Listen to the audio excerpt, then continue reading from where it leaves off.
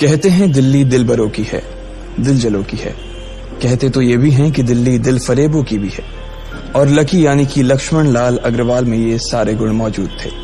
लोग उसकी शक्ल को देखकर ही कह देते थे, अबे दिल्ली से हो क्या?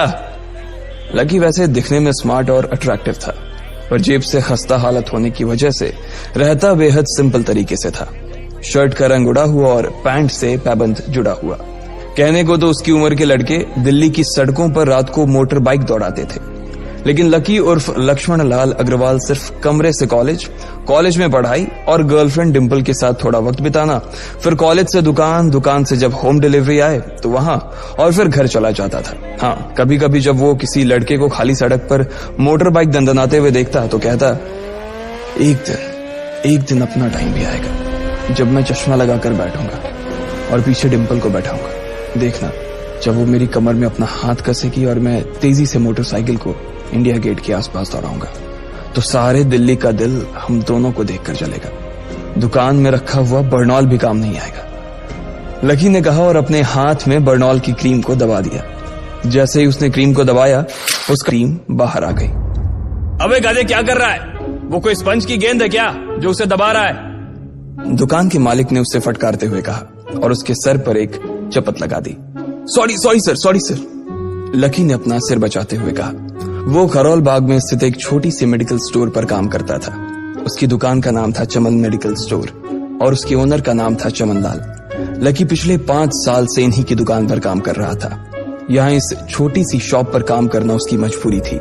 लाइफ में कंगाली की वजह से उसे कॉलेज में पढ़ाई पूरी करने के लिए पार्ट टाइम जॉब करना था।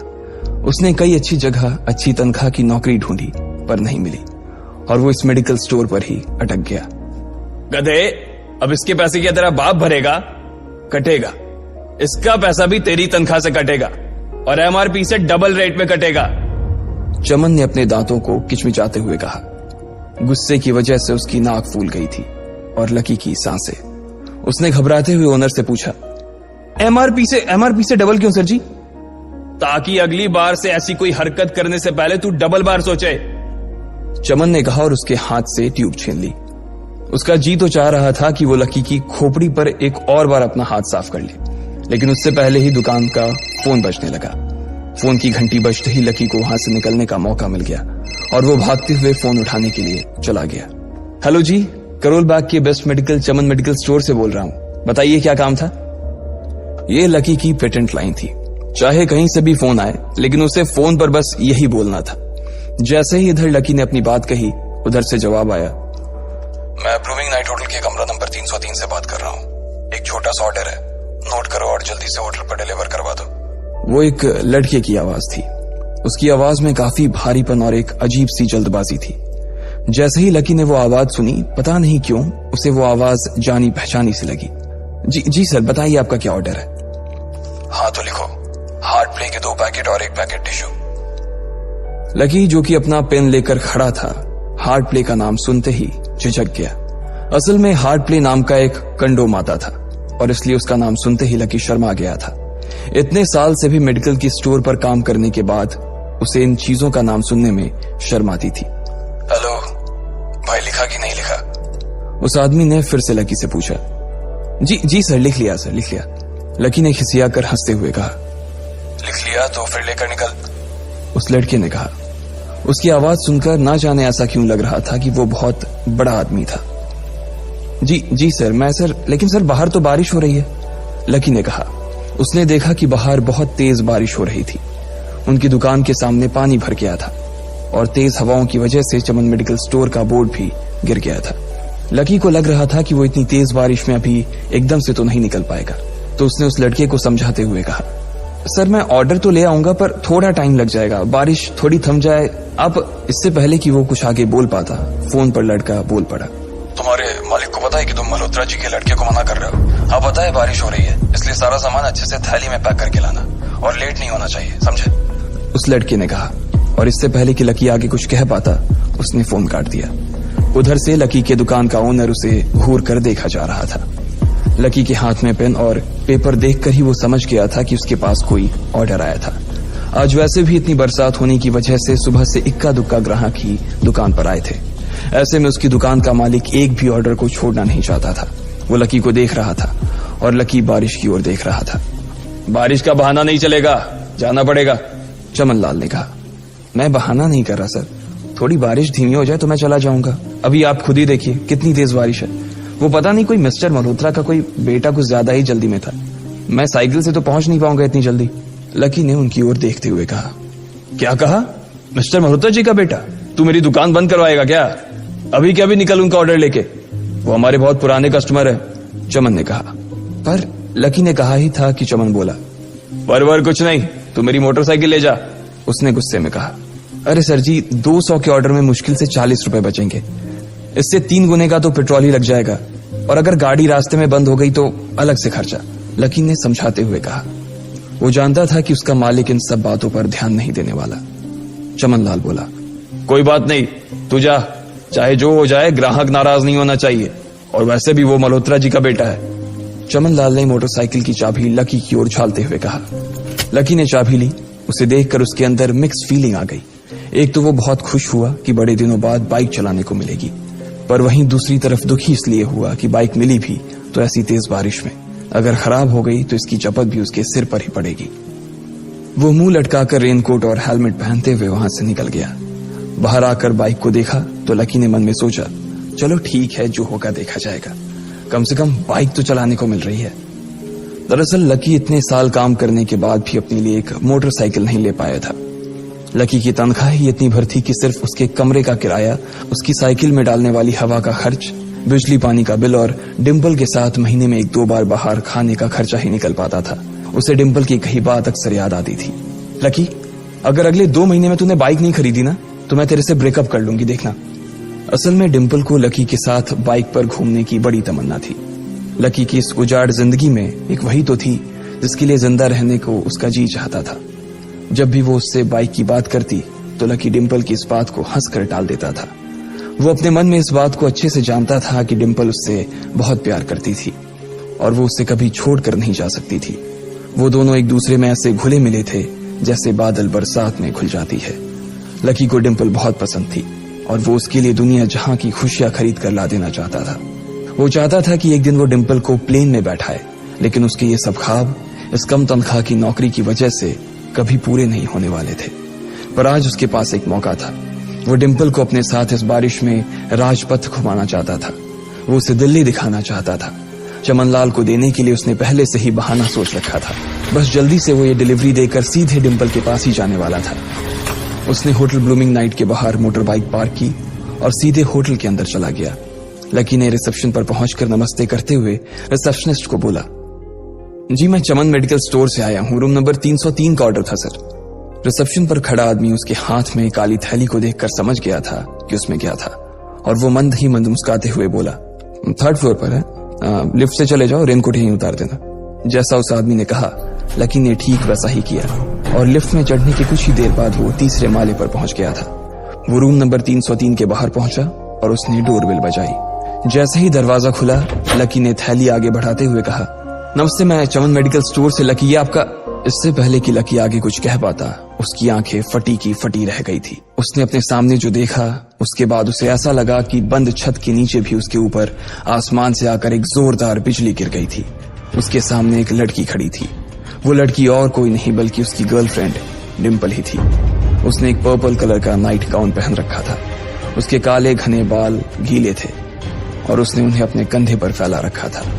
उसकी खुशबू से ही ये चीज साफ पता चल रही थी कि वो अभी अभी नहा कर आई थी। डिम्पल, तुम यहाँ क्या कर रही हो? लकी को अपनी आंखों पर विश्वास ही नहीं हो रहा था। उसने 2 बार अपनी पलकें झपका कर देखा, लेकिन दोनों बार ही उसे अपने सामने डिम्पल ही नजर आई। तुम यहाँ क्या मेरा पीछा करते हुए आए हो लकी? डिम्पल ने उल्टा उसी के ऊपर पलटवार करते हुए कहा। लकी को देखकर उसके दिल की धड़कन भी तेज हो गई थी। उसे उम्मीद नहीं थी कि लकी यहाँ आ जाएगा। उसने ना तो सुबह से उसे फोन किया था और ना ही उसके मैसेज का कोई जवाब दिया था। वो अपने मन में सोचकर बैठी थी कि वो अगले दिन खुद ही उससे मिलकर बोल देगी कि उसकी तबीयत खराब थी। डिम्पल बेबी, क्या हो गया? किससे बात कर रही हो? अचानक से एक गबरू जवान सा लड़का दरवाजे के पास आकर खड़ा हो गया था। उसने बनियान पहन रखी थी। लकी उसे पहचान गया था। साले राहुल के बच्चे, तेरी हिम्मत कैसे हुई मेरी डिम्पल को हाथ लगाने की? लकी ने जैसे ही राहुल को देखा उसके तन बदन में मानो आग सी लग गई थी। वो उसे इस वक्त इतना बुरा मारना चाहता था, इतना बुरा पीटना चाहता था जिसकी कोई हद सीमा नहीं थी। लकी जिस कॉलेज में पढ़ता था, राहुल और डिंपल भी उसी में पढ़ते थे और वो कॉलेज राहुल के फादर का ही था। डिंपल ने राहुल के पिता की एक कंपनी में जॉब पकड़ ली थी और राहुल उस पर बहुत लाइन मारता था। लकी ने 1-2 बार डिंपल को उससे दूर रहने के लिए भी कहा, लेकिन डिंपल ने उसे ये कहकर टाल दिया था कि वो सिर्फ अच्छे दोस्त थे। आज भी इससे पहले कि वो आगे बढ़ता, डिंपल उन दोनों के बीच आ गई। रुक जाओ, डिंपल ने गुस्से में कहा और लकी के सीने पर हाथ रखकर उसे रोक दिया। लकी लंबी सांसें ले रहा था और कुछ ही सांसों के बाद उसका गुस्सा शांत हो गया। अब डिंपल के पास भी छुपाने के लिए कुछ नहीं था, इसलिए उसने लकी से कहा, लकी, आज से तुम्हारा और मेरा ब्रेकअप? लकी के पैरों के नीचे से जमीन खिसक गई थी। उसकी आंखें नम हो गई। लकी को उसकी बातों पर विश्वास नहीं हो रहा था। उसने डिंपल की ओर देखा और बोला, डिंपल, हम पिछले 1 साल से एक दूसरे के साथ हैं और तुम हो कि मुझसे ब्रेकअप करना चाहती हो? अरे मैं तो तुम्हारे लिए नई बाइक लेने वाला था।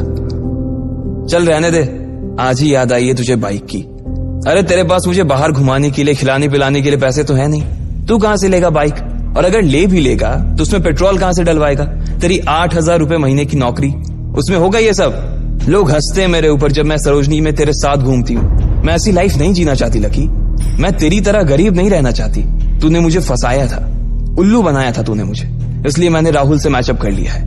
आज से यही मेरा बॉयफ्रेंड है। डिंपल ने गुस्से में कहा।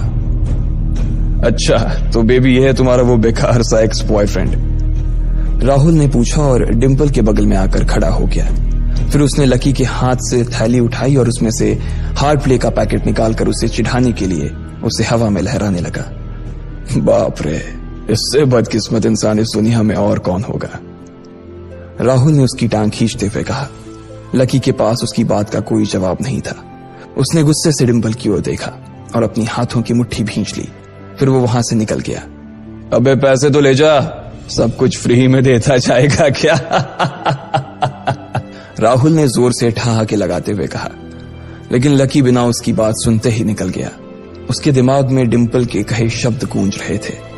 उसने कभी सपने में नहीं सोचा था कि डिंपल उसके साथ कुछ ऐसा भी कर सकती थी। जिस इंसान के लिए वो इतना कुछ करना चाह रहा था, उसे उसकी कोई कदर ही नहीं थी। लकी इतना हताश हो गया था कि बुरी तरह से रोने लगा। इस बार वो लिफ्ट से नहीं बल्कि सीढ़ियों से नीचे उतरा और एक सीढ़ी उतरने के साथ उसके आंसू आंखों से छलकते जा रहे थे।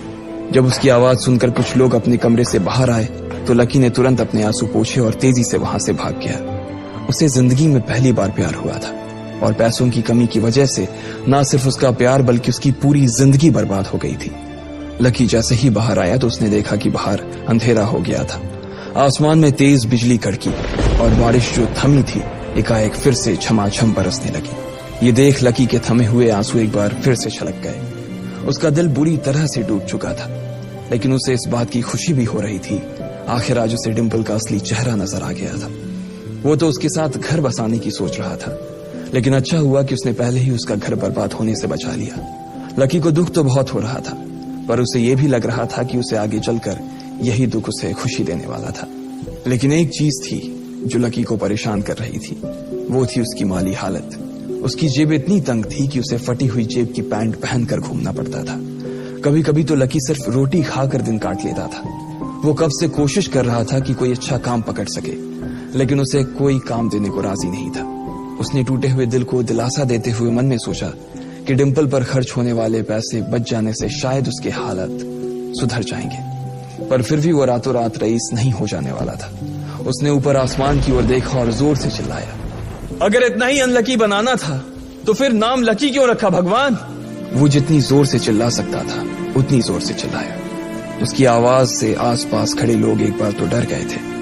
लकी ऊपर ही देख रहा था और उसके आंसू बारिश के पानी के साथ मिल गए थे। जैसे ही वो फूट कर रोने को था, तभी उसके फोन पर एक मैसेज आया। जैसे ही लकी ने अपना फोन निकालकर उस मैसेज को पढ़ना शुरू किया, उसकी तो आंखें ही चमक गई। अचानक उसके आंसू हंसी में बदल गए और वो जोर जोर से वहीं सड़क पर नाचने लगा। उस मैसेज में लिखा था, परिवार की रिसर्च और परिवार के निर्णय के हिसाब से अग्रवाल परिवार का वारिस लक्ष्मण लाल अग्रवाल उर्फ लकी ने गरीबी अभ्यास की परीक्षा को पास कर लिया है और आज से ही वो उस जमीन और उस जायदाद का मालिक हो जाएगा जो परिवार ने उसके नाम कर रखी थी।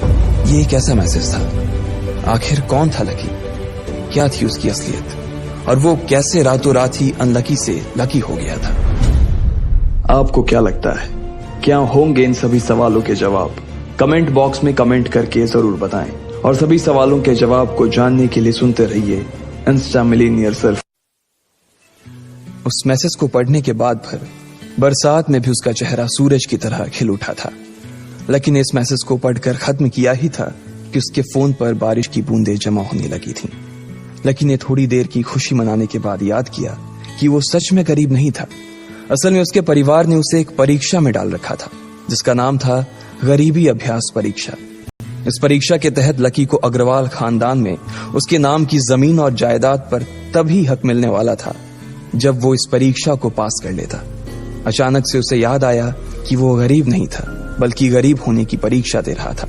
हालांकि परीक्षा देते देते उसे 8 बरस हो चुके थे, इसलिए उसे एहसास होने लगा था कि वो कभी परीक्षा को पास ही नहीं कर पाएगा और हमेशा हमेशा के लिए गरीब ही रह जाएगा। अच्छा हुआ चली गई, अब मिलना कभी। लकी ने होटल की तीसरी मंजिल की ओर देखा और पानी के अंदर ही अपना पैर पटक दिया। वो डिम्पल को कोस रहा था।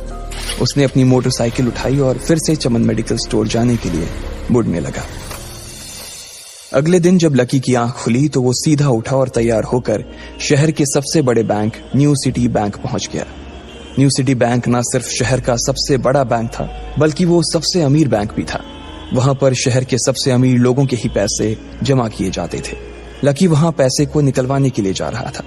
New city bank south Delhi में बसा हुआ था और उसके दरवाजे के बाहर महंगी से महंगी गाड़ी खड़ी थी। भाई, अब इसमें से कौन सी नई गाड़ी लेगा? लकी ने मन ही मन सोचा। उसे यकीन नहीं हो रहा था कि कल तक तो वो एक मोटरसाइकिल तक नहीं खरीद पा रहा था और आज वो एक कार, और वो भी इतनी महंगी कार खरीदने की सोच रहा था। फिर उसने अपनी नजर गाड़ी पर से हटाई और बैंक के अंदर जाने लगा। उसने देखा कि बाहर बहुत भीड़ थी और महंगे से महंगे कपड़े पहने लोग बैंक के अंदर जा रहे थे। कहाँ दवाओं की बदबू और कहाँ ये खुशबू। उसने एक बहुत ही गहरी सांस के अंदर ज्यादा से ज्यादा खुशबू को समेटने की कोशिश करते हुए अपने मन में सोचा, लेकिन अगले ही पल उसके मन में संकोच पैदा हो गया था। रातों रात लकी की किस्मत तो बदल गई थी, लेकिन उसके कपड़े नहीं बदल पाए थे। इतने बड़े बैंक में वो वही कपड़े पहनकर आ गया था जो वो अक्सर अपने काम पर पहनकर जाता था।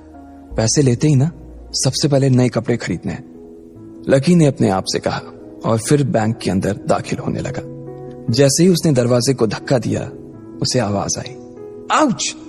लकी थोड़ा सा हड़बड़ी में दिखाई दे रहा था और इस जल्दबाजी के चक्कर में वो एक लंबे बाल वाली लड़की से जा टकराया था जो कि उसके बगल में ही चल रही थी।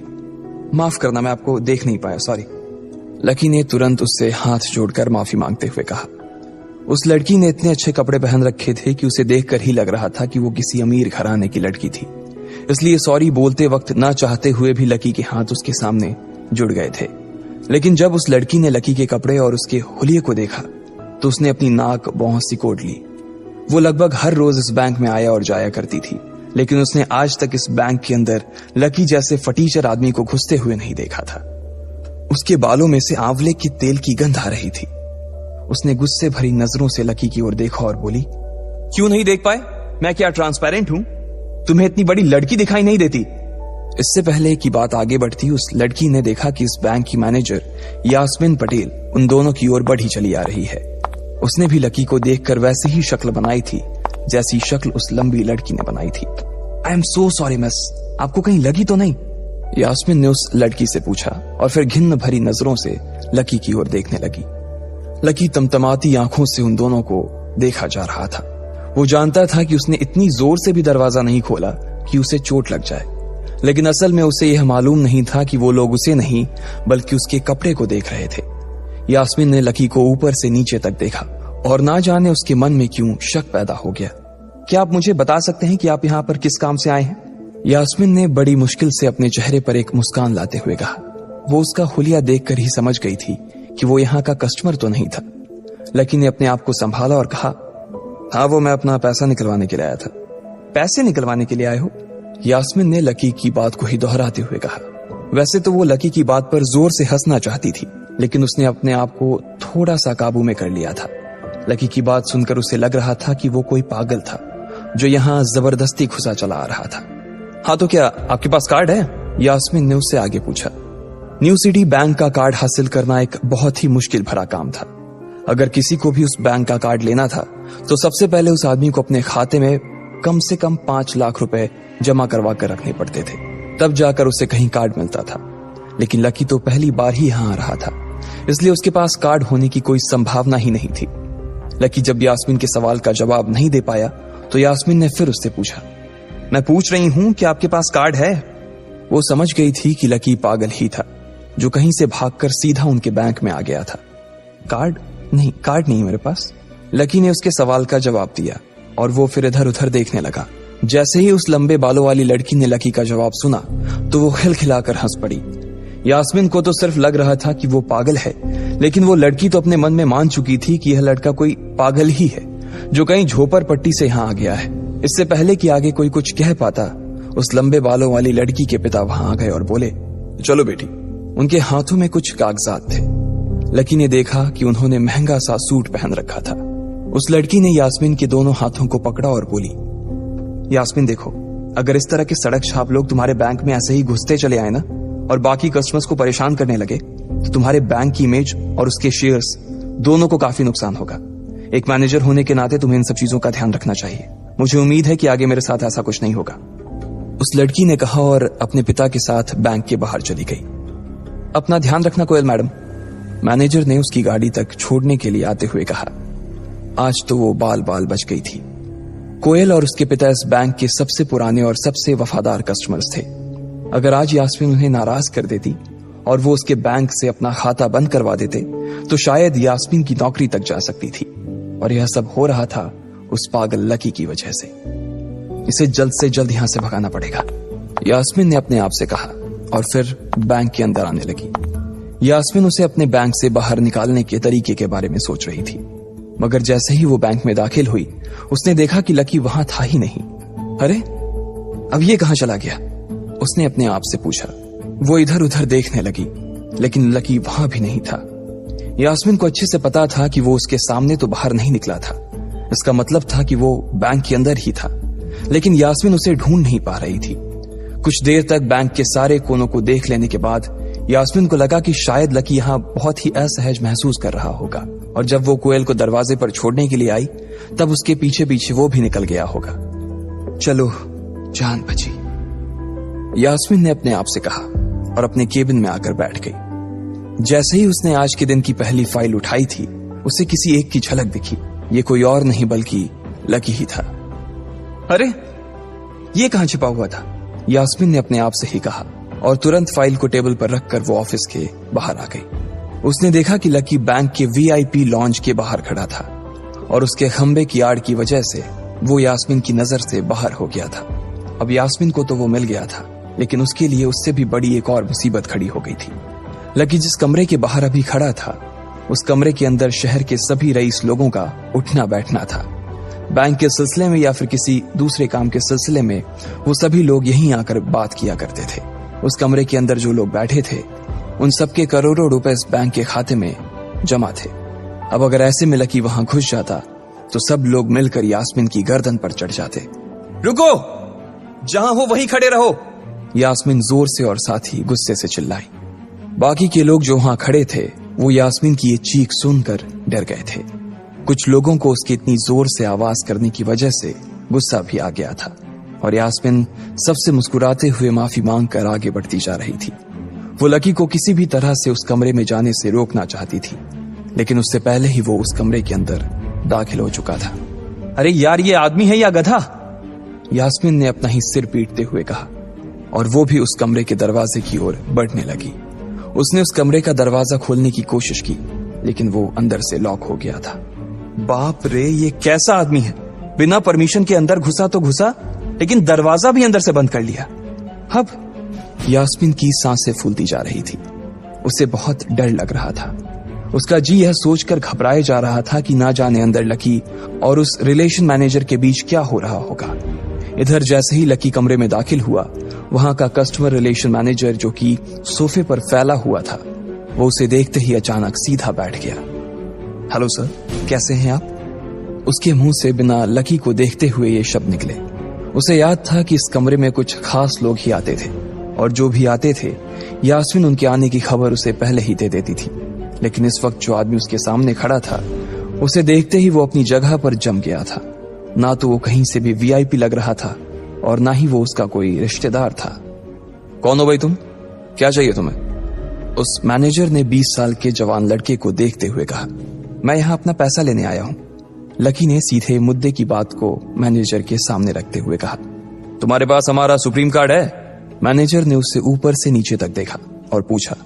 नहीं, मेरे पास कोई कार्ड नहीं है, लकी ने कहा। तो फिर हम तुम्हें कोई पैसा नहीं दे सकते। चलो अभी दरवाजा खोलो और सीधा बाहर निकलो, मैनेजर ने कहा और सोफे पर से उठ गया। नहीं, मैं अपना पैसा लिए बिना नहीं जाऊंगा यहां से, लकी भी जिद पर अड़ गया। अरे बोला ना, बिना कार्ड वाले को पैसा नहीं मिलता है, और वो भी पैसा होगा तब तो मिलेगा ना, मैनेजर ने उसके करीब आते हुए कहा। अरे पैसा है तभी तो निकालने आया हूं सर, लकी ने कहा। देख, फालतू की बहस मत कर सुबह सुबह, वरना मैं सिक्योरिटी को बुला लूंगा तो वो लोग मार मार कर बाहर निकालेंगे तुझे। लकी यह सुनकर घबरा गया था। मैनेजर के चेहरे का गुस्सा उसे साफ नजर आ रहा था, लेकिन ऐसा भी नहीं था कि वो झूठ बोल रहा था। भले ही उसके पास कार्ड नहीं था, लेकिन इसका मतलब ये नहीं था कि वो अग्रवाल खानदान का लड़का नहीं था। जैसे जैसे मैनेजर उसकी ओर बढ़ता चला जा रहा था, लकी का डर भी बढ़ता जा रहा था। मैनेजर को लग रहा था कि वो कोई संकी था और वो उसे धक्का मारकर बाहर निकालने के लिए आगे बढ़ ही रहा था कि अचानक घबराए हुए लकी के दिमाग में एक आइडिया आया। फिंगरप्रिंट! उसने अपना अंगूठा कमरे में मौजूद उस मैनेजर के सामने उठाते हुए कहा। फिंगरप्रिंट? कौन सा फिंगरप्रिंट? मैनेजर ने चौंकते हुए पूछा। अरे आपने कहा ना कि आपको कार्ड चाहिए, पर मेरे पास कार्ड नहीं है, फिंगरप्रिंट है, और मुझे मालूम है कि आपके यहाँ फिंगरप्रिंट से भी पैसे निकलते हैं। यह कहते ही लकी ने एक राहत की सांस ली थी, लेकिन मैनेजर को यह समझ नहीं आ रहा था कि आखिर लकी को फिंगरप्रिंट की जानकारी मिली कैसे। तुम फिंगरप्रिंट यूज करना चाहते हो? मैनेजर ने लकी को घूरते हुए पूछा। लकी की शक्ल और उसका हुलिया मैनेजर के लिए उसकी बातों से मेल नहीं खा रहा था। हाँ, मैं फिंगरप्रिंट यूज करना चाहता हूं सर, लकी ने सीना चौड़ा करते हुए कहा। उसे इस तरह देख तो मैनेजर और भी कंफ्यूज हो गया था। मैनेजर ने सोचा कि उसे एक चांस देना चाहिए, इसलिए उसने लकी को फिंगरप्रिंट इस्तेमाल करने की इजाजत दे दी थी। वो अपनी टेबल के पास गया और उसके दराज में फिंगरप्रिंट वाली मशीन ढूंढने लगा। 2-3 ड्रॉर में झांकने के बाद आखिरकार उसे वो मशीन मिल गई थी। चुपचाप यहां पर अपना अंगूठा लगाओ, मैनेजर ने मशीन को आगे बढ़ाते हुए लकी से कहा। लकी ने अपनी फटी हुई पैंट के पिछले हिस्से में अपना अंगूठा पोंछा और फिर उस मशीन पर लगा दिया। 2 सेकंड बाद मशीन में से एक आवाज आने लगी। उसके अंदर एक लाल बत्ती चल रही थी और वो जोर जोर से बीप कर रही थी। देखा, तुम्हारा फिंगरप्रिंट मैच नहीं कर रहा है। मैंने पहले ही बोला था कि कोई खाता नहीं है इस बैंक में तुम्हारा। मैनेजर ने लकी को ऐसे देखा जैसे वो कोई बड़ा अपराधी था। मैनेजर उसकी पैंट की ओर देखने लगा। उसे लग रहा था कि लकी ने अपनी जेब में कोई हथियार छुपा रखा था और वो मैनेजर को बेवकूफ बना रहा था। इससे पहले कि लकी अपनी जेब से कोई बंदूक या बम निकालता, मैनेजर ने अपना फोन निकाला और पुलिस का नंबर लगाने लगा। लकी ने उसकी स्क्रीन पर देख लिया था कि वो 100 नंबर पर फोन लगा रहा था। लकी बुरी तरह से घबरा गया था। वो बहुत ही उत्साह और जोश में अंदर तक तो चला गया था, लेकिन उसे मालूम नहीं था कि वो इतनी बड़ी मुसीबत में फंसने वाला है। अब आगे क्या होने वाला था? क्या लकी उसे पुलिस को बुलाने से रोक पाता? कहीं उसे कोई फेक मैसेज तो नहीं आया था?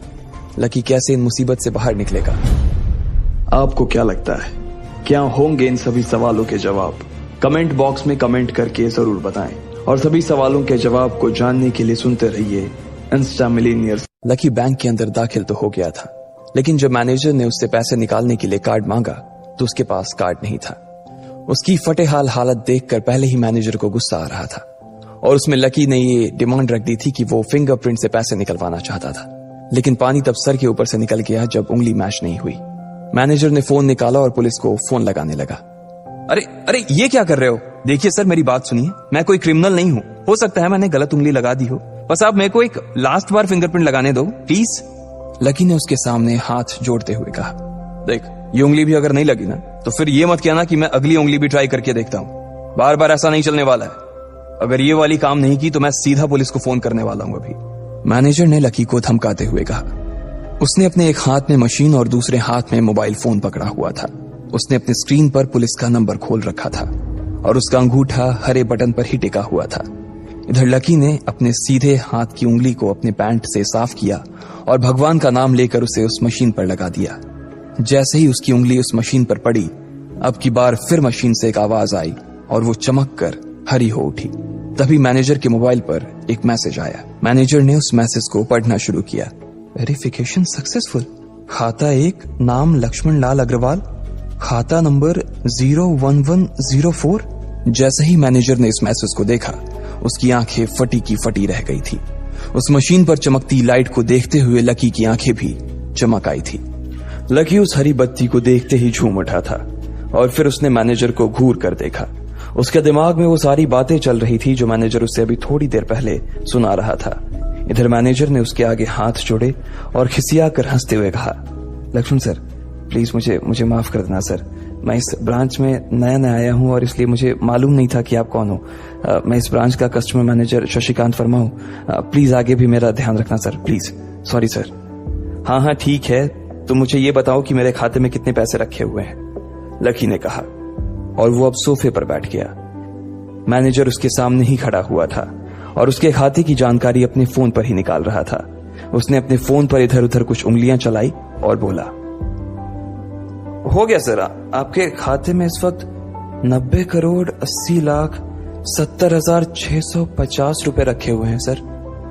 शशिकांत के खुद के होश इतनी बड़ी रकम को देखने के बाद उड़ गए थे। उसे विश्वास नहीं हो रहा था कि इस आदमी के खाते में इतना पैसा भी हो सकता था। लकी की शक्ल देखकर तो यही लग रहा था कि उसकी उम्र 20 से 22 साल से ज्यादा नहीं थी। ऐसे में अगर उसके खाते में इतना सारा पैसा रखा हुआ था तो ये वाकई बहुत बड़ी बात थी। शशिकांत अपने मन में ये सोच रहा था कि दुनिया के 99% लोग ही अपनी पूरी जिंदगी काम करने के बाद भी इतना पैसा नहीं कमा सकते थे जितना कि लकी के खाते में इतनी छोटी सी उम्र में रखा हुआ था। लेकिन लकी ने इधर जब उसके फोन में अपने खाते पर पड़ी हुई जानकारी को देखा तो उसे कुछ अजीब सा लगा। उसे लग रहा था कि उसे तुरंत इतने पैसों के हिसाब से अब अपनी जिंदगी को ढालने की कोशिश करनी शुरू कर देनी चाहिए, वरना उसके साथ वही होने वाला था जो आज बैंक में उसके साथ हुआ था। अरे सर, खाते में पैसे के अलावा और भी चीजें हैं जो मैं आपको बताना चाहता हूं सर। मैनेजर ने फिर से अपनी फोन पर उंगलियां फिराई और बोला, सर, एक तो आपके खाते में एक फरारी जुड़ी हुई दिखा रहा है सर। इसके अलावा आपके खाते में 2 किलो सोने की 100 ईंटें रखी हुई हैं, 5 किलो सोने की 20 ईंटें, पिकासो की 3 असली पेंटिंग है, 20 हीरे हैं 24 कैरेट के और भी बहुत कुछ है सर। मैनेजर ने हाफते हुए और अपने पसीने साफ करते हुए कहा। इतना सारा धन देखने के बाद शशिकांत की आंखें तो बाहर ही निकल आई थी। उसने कभी लकी जितना अमीर आदमी अपनी जिंदगी में नहीं देखा था। जितना पैसा और सोना और जायदाद उसके पास था, उसका 10% भी इस ब्रांच में किसी और के पास नहीं था। ठीक है, चलो मुझे एक कार्ड दे दो तुम, लकी ने अपने दोनों हाथों को अपने सिर के पीछे रखते हुए कहा। जी सर, मैं अभी आपके लिए एक नया कार्ड बनवा देता हूं सर, मुझे बस 10 मिनट दीजिए सर, बस 10 मिनट, शशिकांत ने कहा और फिर लकी के सामने ही निकल गया। जितनी देर में लकी ने अपने फोन पर फिर से उस मैसेज को खोलकर देखा, उतनी ही देर में मैनेजर उसके लिए एक चमकता हुआ सुप्रीम कार्ड लेकर उसके सामने आ गया था। लेकिन उस कार्ड को देखने के बाद ना जाने क्यों मैनेजर को ऐसा लग रहा था कि यह कार्ड लकी की संपत्ति के आगे कुछ भी नहीं था। फिर भी मैनेजर इसमें कुछ नहीं कर सकता था, क्योंकि वो जानता था कि उसके पास इस ब्रांच में इससे बड़ा और कोई कार्ड नहीं था। इसलिए फिलहाल वो लकी को यही दे सकता था। उसने उस कार्ड पर लकी का पूरा नाम लक्ष्मण लाल अग्रवाल गुदवा दिया था। लीजिए सर आपका कार्ड, पासवर्ड वगैरह सर आपको ईमेल पे मिल जाएगा, शशिकांत ने मुस्कुराते हुए कहा और वो लकी के सामने हाथ बांधकर खड़ा हो गया। इधर लकी ने उस कार्ड को उलट पलट कर देखा और फिर अपनी जगह से खड़ा होकर वो बाहर निकलने लगा। शशिकांत का मन तो यही कर रहा था कि वो उसे दरवाजे तक छोड़ने जाए, लेकिन उसकी ड्यूटी इसी ऑफिस में थी और वो किसी को बाहर छोड़ने नहीं जा सकता था। फिर भी वो लकी के लिए दरवाजा खोलने के लिए आगे आ गया था। इधर यास्मीन अपने केबिन में अपना सिर पकड़े हुए बैठी थी। उसे समझ नहीं आ रहा था कि आखिर अंदर चल क्या रहा था। एक पल को तो उसे लगा कि लकी पागल नहीं बल्कि बदमाश था कोई, और उसने शशिकांत को बंदी बना लिया था। लेकिन जब वो लकी के लिए कार्ड लाने के लिए अपने दफ्तर से बाहर आया तो यास्मीन को लगा कि कुछ गड़बड़ नहीं हुई थी। फिर ये इतनी जल्दी में कहां जा रहे हैं, उसने अपने आप से पूछा। शशिकांत को सुरक्षित देख बैंक के बाकी लोग भी दरवाजे पर से पीछे हट गए थे। वैसे भी उसे देखते ही सब लोग अपनी अपनी जगह पर वापस दौड़े चले जाते थे। शशिकांत का खौफ ही ऐसा था कि उसकी आंखों की झलक भर से खड़ा कर्मचारी जाकर अपनी कुर्सी पर बैठ जाता था। लेकिन एक बार शशिकांत के बाहर आने के बाद वो दोबारा बाहर नहीं आया था और ना ही लकी कमरे से बाहर आया था। इधर यास्मीन परेशान हुए जा रही थी। वो जानती थी कि अगर कुछ भी गड़बड़ हुआ तो सबसे पहले उसकी नौकरी जाने वाली थी। उसने बड़ी मुश्किल से और मेहनत करके इस नौकरी को हासिल किया था और वो किसी पागल की वजह से इसे अपने हाथ से नहीं जाने देना चाहती थी। जैसे ही परेशान यास्मीन ने अपनी नजर उठाकर फिर से उस कमरे की ओर देखा तो पाया कि लकी बहुत ही आराम से उस कमरे से बाहर निकलकर दरवाजे की ओर बढ़ता चला जा रहा था। ए, रुको, तुम इस तरह नहीं जा सकते।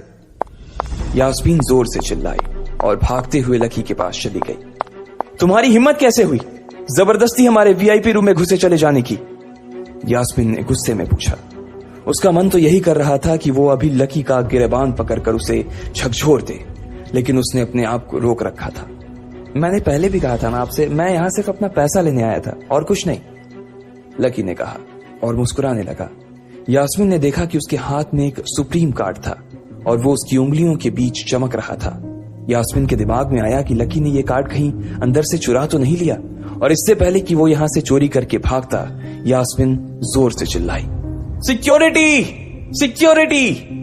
उसकी आवाज को सुनते ही दो बंदूक वाले गार्ड भागे भागे यास्मीन के पास आ गए। ये चोरी करके भाग रहा है, पकड़ो इसे। लकी ने जब यास्मीन के मुंह से ये बात सुनी तो उसके कान खड़े हो गए। इससे पहले कि वो वहां से अपनी जान बचाकर भाग पाता, सिक्योरिटी वालों ने उसे धर दबोच लिया था और फिर उसकी जेब टटोलने लगे थे। इधर यास्मीन ने देखा कि उस सुप्रीम कार्ड पर उसने अपना नाम भी गुदवा लिया था। तुम्हारी इतनी हिम्मत कि तुमने शशिकांत सर को डरा कर अपना नाम भी लिखवा लिया इस पर। इसकी जेब चेक करो, यास्मीन ने गुस्से से कहा। दोनों में से एक गार्ड लकी की जेब टटोलने लगा था। लकी की समझ में नहीं आ रहा था कि आखिर ये लड़की उससे समझ क्या रही थी। अगर उसे उसके खाते या इसकी संपत्ति या सिर्फ इसके परिवार के बारे में भी पता चल जाता तो भी यास्मीन उसके पैरों में गिर जाती। इससे पहले कि लकी अपनी सफाई में कुछ कह पाता, एक गार्ड बोला, मैडम, इसकी जेब में तो कुछ नहीं है, बल्कि फटी हुई जेब है इसकी। तभी उसकी बात सुनकर दूसरे सिपाही ने कहा, मैडम, हो सकता है ये इसी जेब में चाकू रख कर लाया हो और उसको निकालते वक्त उसी चाकू से इसकी जेब फट गई होगी। मुझे तो ऐसा ही लग रहा है।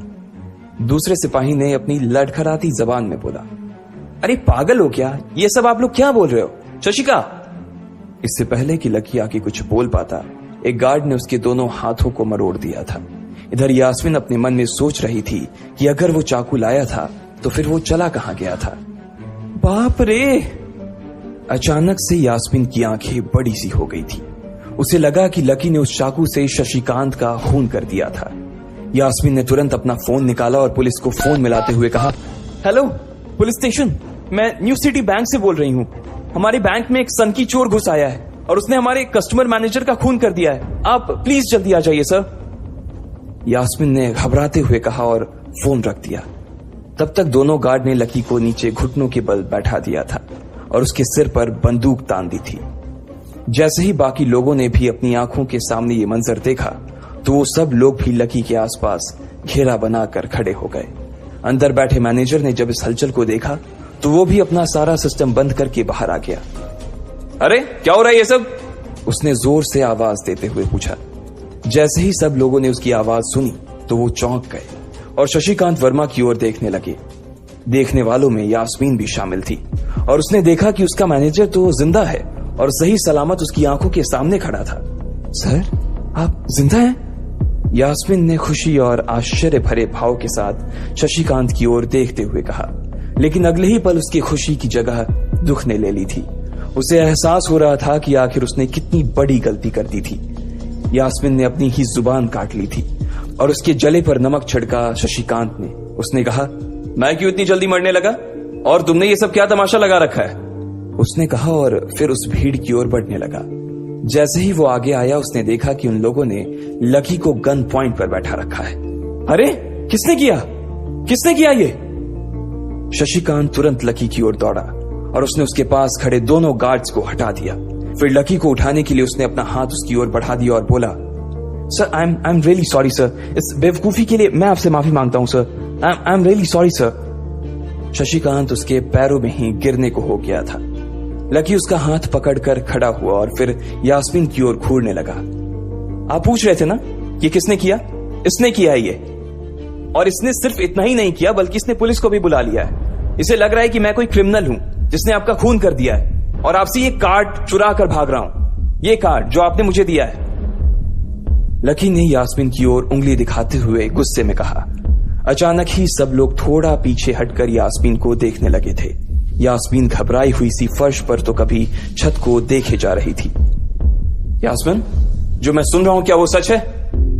शशिकांत ने यास्मीन को घूरते हुए गुस्से में पूछा।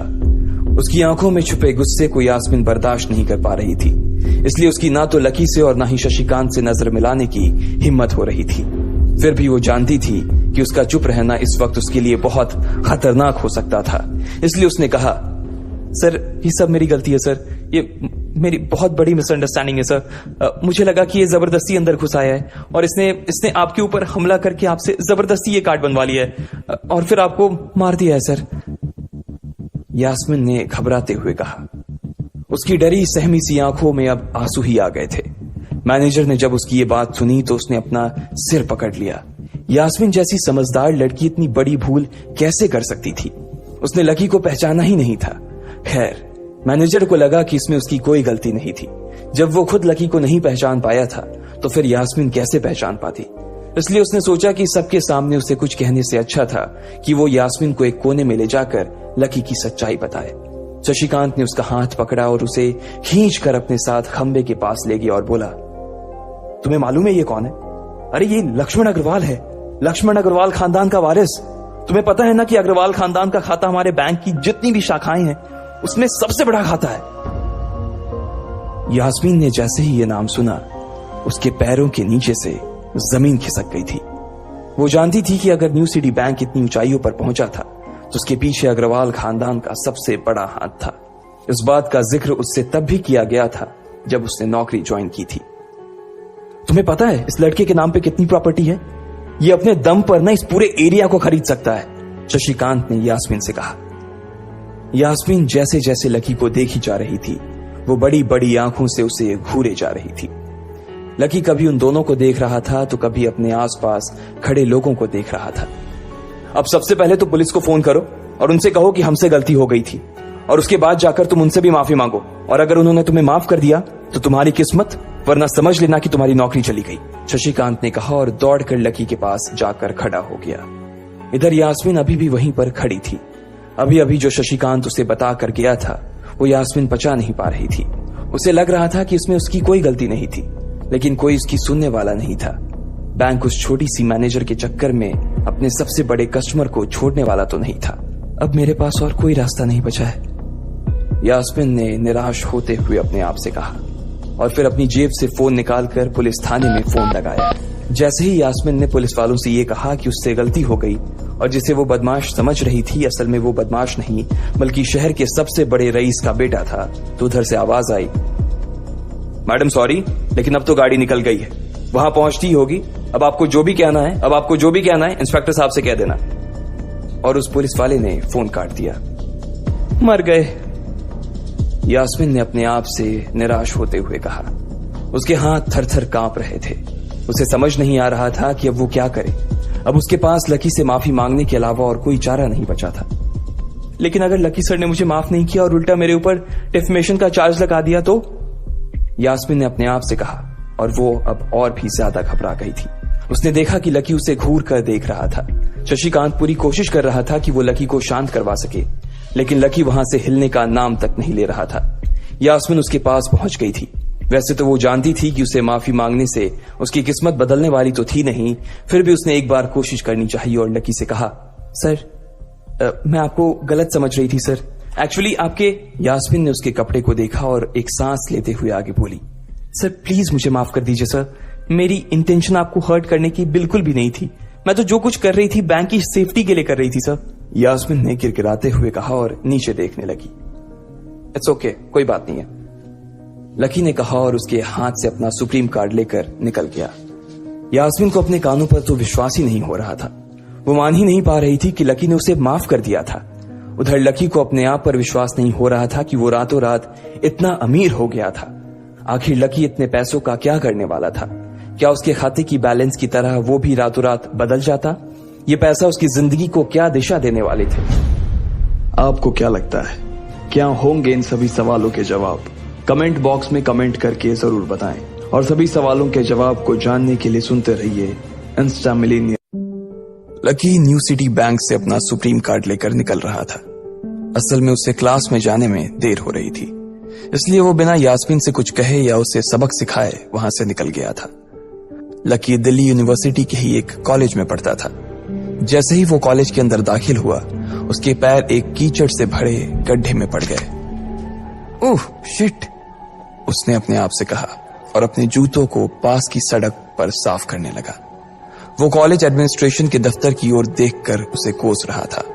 कॉलेज की सड़कों पर इतने सारे गड्ढे हो गए थे, लेकिन वो लोग एक भी गड्ढा नहीं भरवा रहे थे।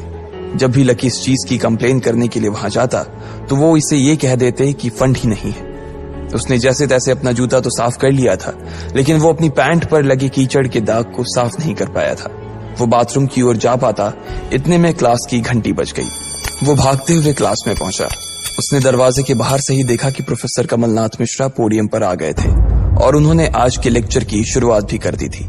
जैसे ही उनकी नजर बाहर खड़े लकी पर पड़ी, तो उनकी आंखें निराशा से भर आई। इधर लकी का सिर भी शर्म से झुक गया था और उसे अंदर ही अंदर बुरा लग रहा था। कॉलेज में जितने भी प्रोफेसर थे, उनमें से कमलनाथ जी को लकी सबसे ज्यादा पसंद करता था। बाकी प्रोफेसर ये बात जानते थे कि लकी पढ़ाई के साथ साथ जॉब भी करता था, इसलिए उसका पढ़ाई में ध्यान नहीं था। इसलिए वो भी लकी के ऊपर ज्यादा ध्यान नहीं देते थे। कुछ लोग तो पूरी क्लास के सामने उसका मजाक भी उड़ाते थे, लेकिन सिर्फ कमलनाथ जी ही ऐसे प्रोफेसर थे जो उसके साथ बराबरी का व्यवहार करते थे। लकी बिना कुछ कहे वैसे ही अपना सिर नीचे झुकाए क्लास में दाखिल हो गया। जैसे ही उसके पैर क्लास में पड़े, सभी लोग उसकी ओर देखने लगे। अबे ये फटीचर कब से लेट आने लगा? सूरज पश्चिम से उग सकता है, लेकिन ये कभी लेट नहीं हो सकता। आज क्या हो गया ऐसे? एक लड़के ने लकी को चढ़ाते हुए कहा। अबे यार, इसकी पैंट तो देख कितनी गंदी है। भाई क्लास में लड़कियां भी होती हैं, कम से कम कपड़े तो ढंग से पहन के आ यार। दूसरे लड़के ने कहा और उसकी ये बात सुनकर उसके पास बैठी लड़की हंस दी और बोली, अरे कहां से पहन कर आता? कपड़े के लिए तो पैसे हैं नहीं इसके पास। एक ये कपड़ा है इसके पास, बहुत है इसके लिए। क्लास में बैठे सभी लोगों ने लकी के ऊपर फफ्तियां कसनी शुरू कर दी थी। हर कोई उसके ऊपर कुछ न कुछ कहे जा रहा था। ऐसा नहीं था कि लकी ये सब आज ही सुन रहा था। इस तरह की फफ्तियों का सामना वो रोज करता था। रोज उसे ऐसी बातें सुनकर बुरा भी लगता था और आज भी उसने अपना सिर नीचे तो झुका लिया था, लेकिन आज उसके चेहरे पर एक मुस्कान थी। इन लोगों को पता नहीं था कि यह अनलकी आज कितना लकी होकर आ रहा है। जैसे ही क्लास में बैठे बच्चों का शोर बढ़ने लगा, उधर से कमलनाथ जी ने चिल्लाते हुए कहा, आपस में बात करना बंद करो। अगर तुम लोग इस तरह बात करते रहोगे तो मैं आगे नहीं पढ़ाऊंगा। सभी लोग शांत होकर उनकी बात सुनने लग गए। तब तक लकी भी अपनी कुर्सी पर जाकर बैठ गया था। कमलनाथ जी ने फिर से पढ़ाना शुरू किया और पढ़ाते पढ़ाते ना जाने क्यों उनकी नजर बार बार लकी की ओर जा रही थी। लकी को समझ नहीं आ रहा था कि कमलनाथ जी ऐसा जानबूझकर कर रहे थे। उनकी आंखों को देखकर ऐसा लग रहा था कि उनमें लकी के लिए ढेर सारा गुस्सा भरा हुआ था। उसे ऐसा लग रहा था कि शायद वो अपने प्रोफेसर की उम्मीदों पर खरा नहीं उतर रहा था। थोड़ी ही देर में कमलनाथ जी की क्लास खत्म हो गई। बच्चों, आज की क्लास यही खत्म होती है।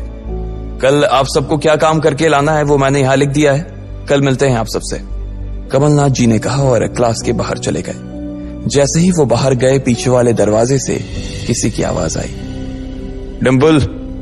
जैसे ही वो आवाज सबके कानों में पड़ी, सब लोग क्लास के पीछे वाले दरवाजे की ओर देखने लगे। वहां कोई और नहीं बल्कि डिंपल का नया बॉयफ्रेंड राहुल खड़ा था। ये लोग राहुल को अच्छी तरह से जानते थे। राहुल ने दरवाजे से झांक कर देखा तो वहां कोई नहीं था।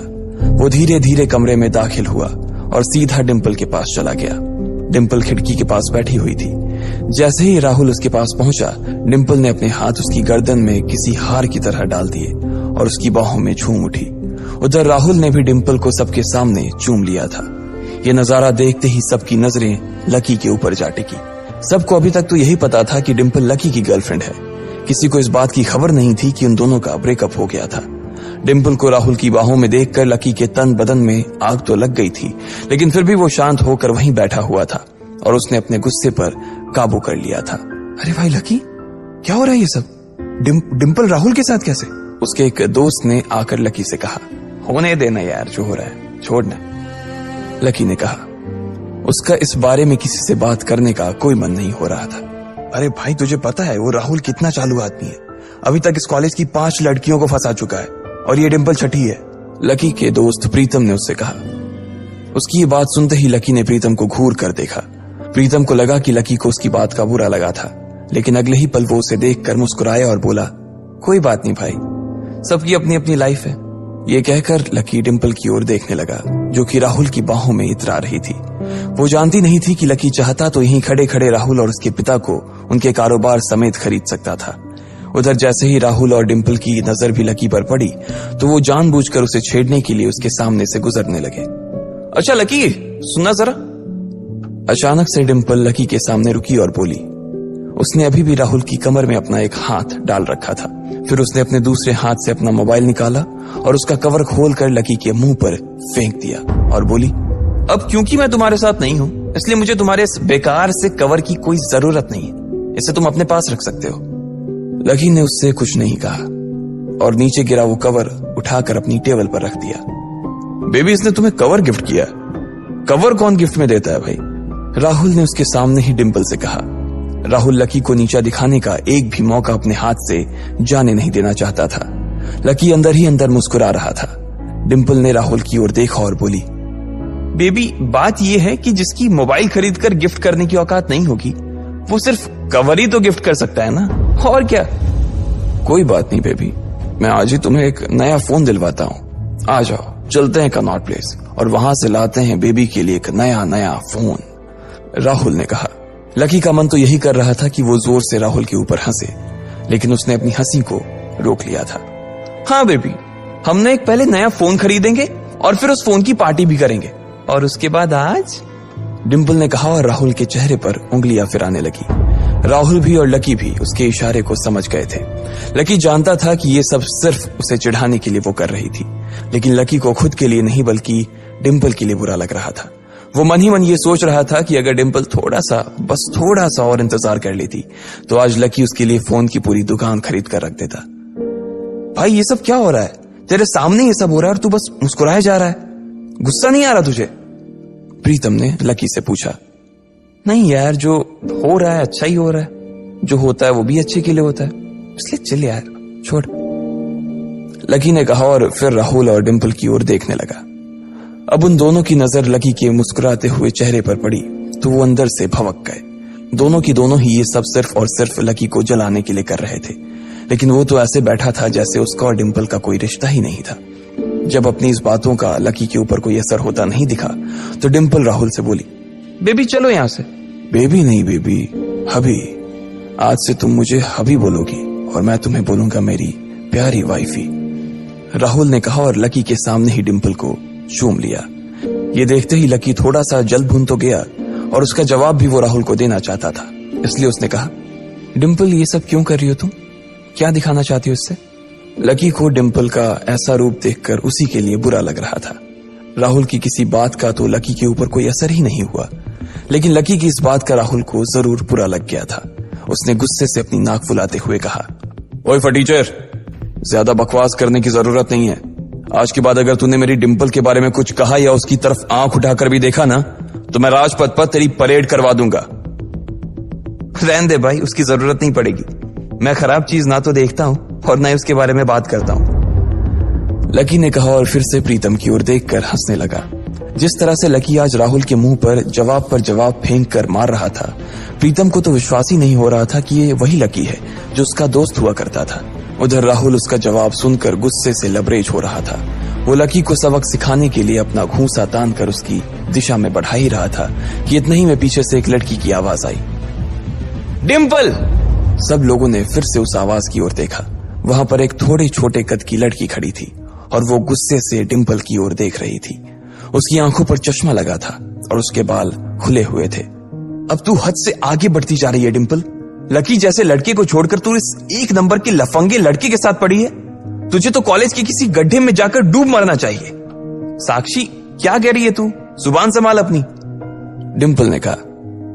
राहुल के बारे में बुराई नहीं बल्कि लकी के बारे में अच्छी बातें सुनकर डिंपल का मन खराब हो गया था। जब डिंपल लकी के साथ थी तो उसकी साक्षी से भी अच्छी दोस्ती थी। साक्षी एक बहुत ही सुलझी हुई लड़की थी। जब भी डिंपल और लकी के बीच किसी बात को लेकर झगड़ा होता तो डिंपल उसे सुलझाने के लिए अक्सर साक्षी की ही मदद लेती थी। मैं जो कह रही हूं ना सही कह रही हूं। तुझे सीरियसली शर्म आनी चाहिए डिंपल। मैंने कभी नहीं सोचा था कि तू ऐसी लड़की निकलेगी। लकी जैसा बंदा ना तुझे कहीं नहीं मिलेगा, साक्षी ने कहा और एक कदम आगे आ गई। इधर लकी ने देखा कि साक्षी की बात सुनते ही राहुल के कान खड़े हो गए थे, लेकिन वो सच बोल रही थी, इसलिए राहुल भी कुछ नहीं कर सकता था। साक्षी लकी के पास आकर खड़ी हुई और बोली, तू इतनी जल्दी कैसे भूल गई यार? लकी तेरे लिए हर टफ टाइम में खड़ा रहा था। जब भी तू बीमार होती थी और तेरे खड़े होने की भी हालत नहीं होती थी तो बेचारा तेरे लिए खाना बनाता था, तेरे कपड़े धोता था और तो और तेरे लिए दवाई तक लेके आता था। तुझे याद है ना जब हम हिमाचल घूमने गए थे और तेरे पैर में मोच आ गई थी तो ये बेचारा अपनी नौकरी छोड़कर भागा भागा रात में हमारे पास आ गया था। इतना प्यार किया इसने तुझसे और तू इसे छोड़कर जा रही है। साक्षी ने कहा। अपने लिए साक्षी के मुंह से इतना सब कुछ सुन लेने के बाद लकी ने अपनी गर्दन नीचे झुका ली थी। उसे डिंपल के साथ बिताए वो सारे लम्हे याद आ रहे थे। वो डिंपल के ऊपर जान छिड़कता था। उसका बस चलता तो वो डिंपल को अपनी हथेलियों पर लेकर घूमता। भले ही उस वक्त उसके पास पैसे नहीं थे, लेकिन वो फिर भी डिंपल की छोटी सी छोटी डिमांड को पूरा करने के लिए अपनी जान लगा देता था। जो कवर डिंपल ने उसके मुंह पर फेंक कर मारा था, वो कवर को खरीदने के लिए लकी ने 3 दिन तक ओवर टाइम किया था। लकी को जैसे ही ये सब याद आया, उसकी पलकों की कोरे भींग गई थी। इधर साक्षी की बात पूरी नहीं हुई थी। उसने आगे कहा, अरे ये लकी अपनी छोटी सी सैलरी में से भी रोज तेरे गोलगप्पे के लिए पैसे निकाल लेता था। तुझे नहीं पता है, मुझे पता है कि आज भी एक बाइक खरीदने के लिए बंदा तेरे लिए पैसे जुटा रहा था। रोज दाल और रोटी खा रहा है सिर्फ इसलिए ताकि तुझे बाइक पर घुमा सके, और तू ऐसे आदमी को नीचा दिखाने की कोशिश कर रही है। ये सब सुनकर डिंपल का चेहरा ही बुझ गया था। उसे भी साक्षी की कही बातें दिल पर लग रही थी, लेकिन इस वक्त वो राहुल के साथ थी और उसका हाथ राहुल की कमर में था। वो चाह कर भी राहुल के खिलाफ ना तो कुछ बोल सकती थी और ना ही कुछ सुन सकती थी, इसलिए उसने अपने बचाव में कहा, हाँ तो ये तो इसका प्रॉब्लम है ना। मैंने इससे पहले ही कहा था कि ये मेरा प्यार अफोर्ड नहीं कर पाएगा, तो फिर ये मेरे साथ इतना आगे क्यों बढ़ा? आज अगर मैं चीज सैंडविच खा सकती हूँ तो फिर मैं बिना घी वाली रोटी क्यों खाऊं? लकी डिंपल की ये बात सब सुन रहा था और उससे पहले कि वो कुछ जवाब देता, अचानक ही उसका फोन बज उठा। उसने मोबाइल निकाल कर देखा तो पाया कि किसी अनजान नंबर से उसे फोन आया था। साक्षी और डिंपल के बीच हो रही बहस के बीच ही लकी फोन उठाने के लिए वहां से निकल गया। देखा कितनी बदतमीजी से उठ के चला गया। चलो अभी। डिंपल ने राहुल के हाथ को कसकर पकड़ा और निकल गई। इधर फोन पर लकी कुछ बोलता उससे पहले ही दूसरी तरफ से आवाज आई, बहुत हो गया लक्ष्मण, अब बस घर आ जा जल्दी से। यह आवाज सुनते ही लकी एक पल में उसे पहचान गया था। उसके दिमाग से डिंपल के सारे ख्यालात चले गए थे और सिर्फ उस आवाज को सुनकर ही उसकी आंखें भीग आई थी। आखिर किसकी थी वो आवाज? किसका फोन आया था लकी को जो उसका घर पर इंतजार कर रहा था? क्यों आखिर लकी की आंखें भीग आई थी? आपको क्या लगता है, क्या होंगे इन सभी सवालों के जवाब? कमेंट बॉक्स में कमेंट करके जरूर बताएं और सभी सवालों के जवाब को जानने के लिए सुनते रहिए इंस्टा मिलेनियम। लकी फोन पर उसकी मां की आवाज पहचान गया था। मैं जल्दी आ जाऊंगा मां, बस पढ़ाई खत्म होते ही आ जाऊंगा, लकी ने कहा। उसकी आंखें डबडबा आई थी। इससे पहले कि वो आगे और कुछ बोल पाता, उसकी मां ने कहा, बस अब कितना पढ़ेगा, तू अब जल्दी से आ जा, मैंने तेरे लिए एक लड़की भी ढूंढ रखी है, मां ने कहा। और ये सुनते ही लकी के होश उड़ गए। वो डिंपल के सदमे से अभी बाहर भी नहीं निकला था और उसकी माँ उसके लिए लड़की ढूंढ रही थी। माँ मैं अभी क्लास में हूँ, आपको थोड़ी देर बाद फोन करता हूँ। लकी ने आगे की बात से बचने के लिए कहा और फोन रख दिया। फिर वो क्लासरूम में आ गया। लकी तुम ठीक हो ना? साक्षी ने लकी के कंधे पर हाथ रखते हुए पूछा। उसे सच में लकी की चिंता हो रही थी। लकी ने उसकी ओर देखा और मुस्कुरा दिया। साक्षी ने हल्के हाथ से उसके कंधे को सहलाया और बोली, देखो वैसे अब इसमें पछताने जैसी कोई बात नहीं है। डिंपल का असली चेहरा हम दोनों के सामने आ गया है। अगर ये थोड़ी देर बाद आता ना तो दर्द ज्यादा होता, इसलिए जो हुआ ठीक ही हुआ। तुम्हें ऐसी लड़की के लिए परेशान नहीं होना चाहिए लकी, कोई जरूरत नहीं है तुम्हें दुखी होने की। लकी ने सिर्फ हाँ में अपना सिर हिलाया और अपनी मुस्कान को और थोड़ा सा बड़ा कर लिया। साक्षी के उसके कंधे पर हाथ रखने की वजह से लकी को अच्छा महसूस हो रहा था। कम से कम उसके आसपास कोई तो था जिस पर वो विश्वास कर सकता था। हाँ यार तू चिंता मत कर, तुझे इस डिंपल से भी अच्छी लड़की मिलेगी, देख लेना। प्रीतम ने दूसरी तरफ से उसके कंधे को थपथपाते हुए कहा। लकी को अब सचमुच काफी अच्छा लग रहा था। अच्छा चलो, आज हम तुम्हारे आजाद होने का ना जश्न मनाते हैं। मैं अपनी तरफ से तुम्हें ट्रीट दूंगी। कॉलेज के बाहर कहीं चलें? कैंटीन का खा खा करना मैं बोर हो गई हूं। साक्षी ने कहा। हाँ यार, कैंटीन से तो मैं भी बोर हो गया हूं, प्रीतम ने कहा। साक्षी ने उसे घूर कर देखा और बोली, अबे तुम्हें कौन ले जा रहा है? यह सुनते ही प्रीतम को झटका सा लग गया। वो जानता था कि साक्षी बहुत ही साफ और सपाट बात करने वाली लड़की थी, लेकिन एक दिन वो उसकी इसी साफगोई का शिकार हो जाएगा, उसे अंदाजा नहीं था। नहीं, मैं तो खुद भी नहीं जा रहा था यार, मुझे तो निम्मी से मिलने के लिए जाना था। मैं तो बस बता रहा था कि मैं भी बोर हो गया हूं कैंटीन का खा खा कर। प्रीतम ने अपनी ओर से सफाई देते हुए कहा। हाँ, लेकिन ट्रीट तुम मुझे नहीं, मैं तुम्हें दूंगा, पर आज नहीं, किसी और दिन। और इस बार हम उस चमन पाव भाजी वाले के पास नहीं जाएंगे, उससे थोड़ी दूरी पर सामने वाली लेन में जो रेस्टोरेंट है ना, सन एंड मून, वहां चलकर खाना खाएंगे, लकी ने कहा और अपनी जगह से खड़ा हो गया। साक्षी ने जब उसके मुंह से सन एंड मून का नाम सुना तो उसके कान खड़े हो गए। उसे उम्मीद नहीं थी कि लकी को डिंपल के जाने के बाद इतना बड़ा झटका लगेगा। जितना पैसा लकी 10 दिन में कमाता था, साक्षी ने सुना था कि सन एंड मून में उतना पैसा सिर्फ एक बार में ही पूरा हो जाता था। उसे विश्वास नहीं हो रहा था कि लकी इतना बड़ा कदम उठा लेगा। वो झिझक कर हंस पड़ी और बोली, हाँ ठीक है, मतलब ठीक है, मैं इंतजार करूंगी। वैसे तुम्हें एक बात बताऊं लकी, मैं ना अभी तक सन एंड मून के अंदर गई नहीं हूं। साक्षी के चेहरे पर हल्की सी शर्म आ गई थी। साक्षी को लगा कि लकी ने सिर्फ जज्बात में बहकर यह बात बोल दी थी कि वो उसे सन एंड मून में ट्रीट देने वाला था, लेकिन उसे मालूम नहीं था कि वो साक्षी को जिंदगी भर भी अगर वहां खिलाता तो भी उसकी जायदाद पर कोई असर नहीं होने वाला था।